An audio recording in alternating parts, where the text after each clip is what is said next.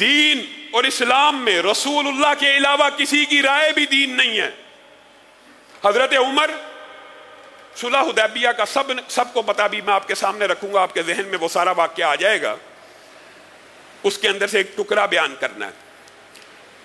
صلح حدیبیہ کے موقع کے اوپر جب ساری شرائط سنگین نوعیت کی جس کو مسلمان سمجھتے تھے وہ مان لی گئی، جب انشاءاللہ سیرت میں یہ باب آئے گا تفصیل سے بیان کریں گے، ابھی صرف آپ کے ذہن میں یہ بات ڈالنی ہے، اس کا ایک ٹکڑا،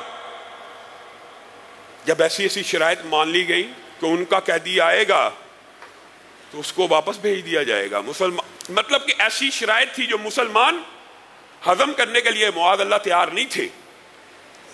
حضرت عمر بالآخر رسول اللہ کی بارگاہ میں آ گئے اور کہنے لگے، اے اللہ کے رسول، کیا ہم حق پہ نہیں ہیں؟ حق پہ ہیں، کیا یہ باطل نہیں ہے؟ باطل ہیں۔ تو پھر یہ شرائط کیا مفہوم یہ ہے؟ تو پھر ایسی شرائط کے اوپر صلح کیوں؟ عمرے کی نیت سے آئے ہیں، عمرہ کر کے جائیں گے، اگلے سال کی شرط کیوں؟ وغیرہ وغیرہ۔ رسول اللہ صلی اللہ علیہ وسلم نے جواب میں کیا کہا تھا؟ انی رسول اللہ، اے عمر میں اللہ کا رسول ہوں، میں اللہ کا رسول ہوں۔ حضرت عمر کہتے ہیں یہ عمر کی رائے تھی رسول اللہ کے فیصلے کے سامنے، ایک رائے جو پیش بھی کس کے سامنے کی ہے؟ رسول اللہ کے سامنے، بطور مشورہ، بطور نافرمانی نہیں۔ میرے بھائیوں یہ بات کے اوپر غور کرنا، ہم رسول اللہ کی بات کے سامنے نافرمانی کرتے ہیں، انکار کرتے ہیں، اعلانیہ۔ اور حضرت عمر نے ایک رائے پیش کی، رسول اللہ نے جب جواب میں کہا میں اللہ کا رسول ہوں، حضرت عمر کہتے ہیں میں ساری زندگی اس لیے نیکیاں کرتا رہا کہ اس ایک جملے کی تلافی کر لوں۔ میں لڑا، میں نے جہاد کیا، میں نے صدقہ دیا کہ شاید اللہ اس ایک جملے کو معاف کر دے جو رسول اللہ کے فرمان کے بعد میری عقل سے اور میری رائے سے نکلا تھا۔ آج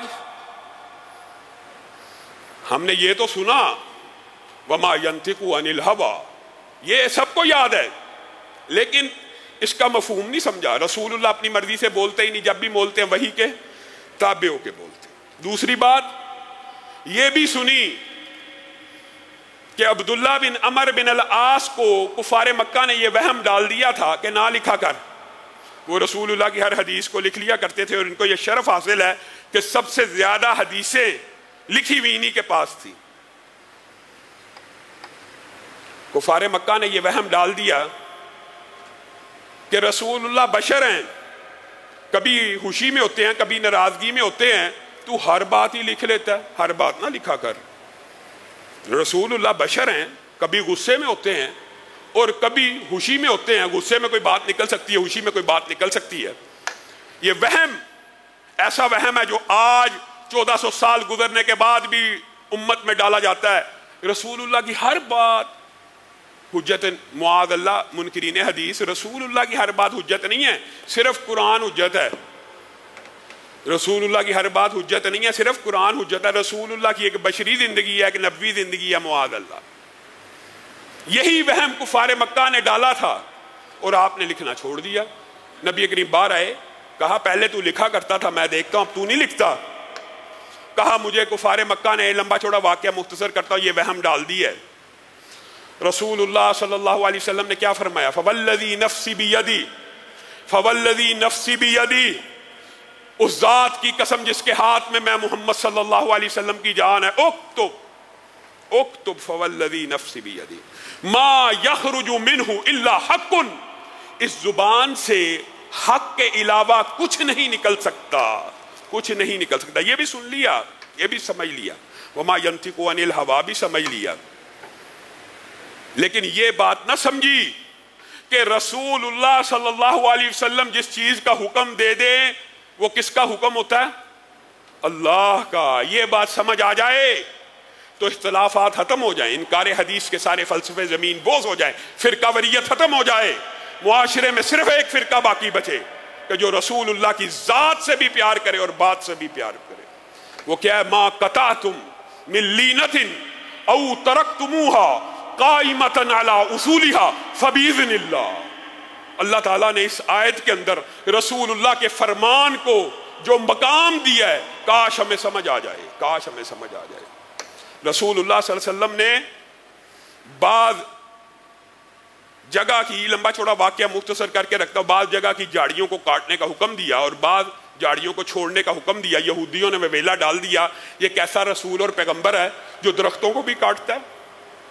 صحابہ کے ذہن میں اشکال ڈالا، صحابہ کے ذہن میں یہ بات ڈالنے کی کوشش کی کہ یہ جو درخت کاٹنا یا جھاڑیاں کاٹنا یہ تو جنگ میں بھی جائز نہیں ہوتا، تو رسول اللہ صلی اللہ علیہ وسلم نے کیسے کھجور کے بعد درخت کٹوا دی اور بات چھوڑ دی ہے؟ یہ وہم ڈال دیا تو آسمان سے آیتیں اترنا شروع ہوگی۔ اور یہ آپ کا اور میرا منہج ہے، وما ینطق عن الہوا، سمجھ آ جائے، زبان سے حق کے علاوہ کچھ نہیں نکلتا، سمجھ آ جائے، اس کے بعد یہ بات سمجھنا ضروری ہے کہ ما قطعتم من لینۃ او ترکتموها قائمۃ علی اصولها فباذن اللہ، فبی، یاد کرے، فباذن اللہ۔ نہیں تم نے کوئی جھاڑی کاٹی یا نہیں تم نے کوئی جڑ چھوڑی یا درخت چھوڑا، جو تم نے کاٹا اور جو تم نے چھوڑا، نہیں تم نے کاٹا اور نہیں تم نے چھوڑا سوائے اللہ کے حکم سے۔ بتائیے حکم کس کا تھا؟ رسول اللہ صلی اللہ علیہ وسلم کا۔ عمل کس نے کیا؟ صحابہ نے۔ اللہ کہتا ہے کہ حکم میرا تھا، حکم رسول اللہ نے دیا، اور اللہ اس حکم کو کہہ رہا ہے یہ حکم میرا تھا۔ بھائیو اس کے بعد بھی کوئی بات رہ جاتی ہے سمجھنے کی؟ رسول اللہ کا قول وحی، رسول اللہ کی زبان سے حق کے علاوہ کچھ نہیں نکلتا، رسول اللہ کا حکم اللہ کا حکم۔ اختلاف کہاں؟ ختم، اختلاف ختم ہو جانا چاہیے۔